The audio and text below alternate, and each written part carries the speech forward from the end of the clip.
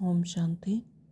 2/10/1981 की अव्यक्त वाणी से है सदा मिलन के झूले में झूलने का आधार।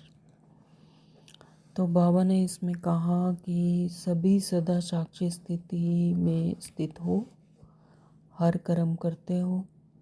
जो साक्षी हो कर्म करते हैं उन्हें स्वतः ही बाप के साथी बनकर अनुभव भी होता है। साक्षी नहीं तो बाप भी साथी नहीं, इसलिए सदा साक्षी अवस्था में स्थित रहो कि मैं आत्मा साक्षी होकर अपने हर कर्म को देख रही हूँ। अपने देह के हर कर्म, मन, वाइब्रेशन, थॉट्स, है ना, संकल्प, सबको उस साक्षी अवस्था में देख रही हूँ। तो देह से भी साक्षी, जब देह के संबंध और देह के साक्षी बन जाते हो तो स्वतः ही इस पुरानी दुनिया से भी साक्षी हो जाते हो। जब देह से ही साक्षी हो गए तो इस पुरानी दुनिया से भी साक्षी हो जाते हो। देखते हुए संपर्क में आते हुए भी सदा न्यारे और प्यारे।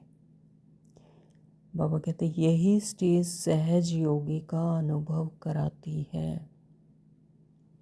तो सदा साक्षी इसको कहते हैं, साथ में रहते हुए भी निर्लेप।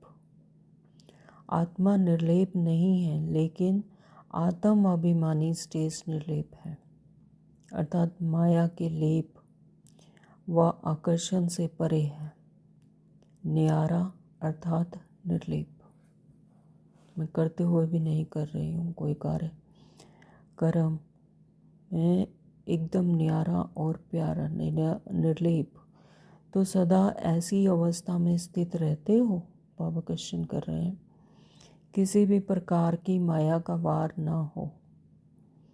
बाप पर बलिहार जाने वाला माया के वार से सदा बचे रहेंगे। जो बाप पर बलिहार जाते हैं वे माया से सदा बचे रहते हैं। तो बलिहार वालों पर वार नहीं हो सकता। तो ऐसे हो ना, जैसे फर्स्ट चांस मिला है वैसे ही बलिहार और माया के बारे में से परे रहने में भी फर्स्ट का अर्थ ही है फास्ट जाना। तो इस स्थिति में सदा फर्स्ट, सदा खुश रहो, सदा खुश नसीब रहो। बाबा कहते हैं जैसे बाप के गुणों का वर्णन करते हो वैसे स्वयं में भी वे सर्व गुण अनुभव करते हो। जैसे बाप ज्ञान का सागर, सुख का सागर है, वैसे ही स्वयं को भी ज्ञान स्वरूप, सुख स्वरूप अनुभव करते हो। हर गुण का अनुभव सिर्फ वर्णन नहीं, लेकिन अनुभव। जब सुख स्वरूप बन जाएंगे तो सुख स्वरूप आत्मा द्वारा सुख की किरणें विश्व में फैलेंगी। स्वरूप बनना है तो सुख स्वरूप जब बनेंगे तो सुख स्वरूप आत्मा द्वारा सुख की किरणें विश्व में फैलेंगी। क्योंकि मास्टर ज्ञान सूर्य हो, तो जैसे सूर्य की किरणें सारे विश्व में जाती हैं वैसे आप ज्ञान सूर्य के बच्चों की ज्ञान, सुख, आनंद की किरणें सर्व आत्माओं तक पहुँचेंगी। वो वाइब्रेशन, वो वृत्ति सभी आत्माओं तक ऑटोमेटिकली पहुँचेंगी। तो जितने ऊंचे स्थान और स्थिति पर होंगे उतना चारों ओर स्वतः फैलती रहेगी।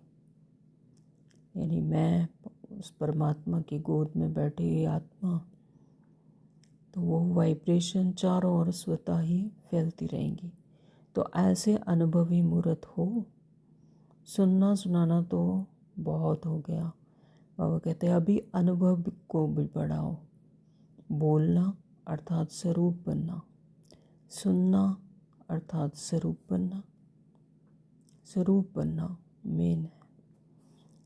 आगे बाबा ने कहा सदा खुशी के खजाने से खेलने वाले हो ना।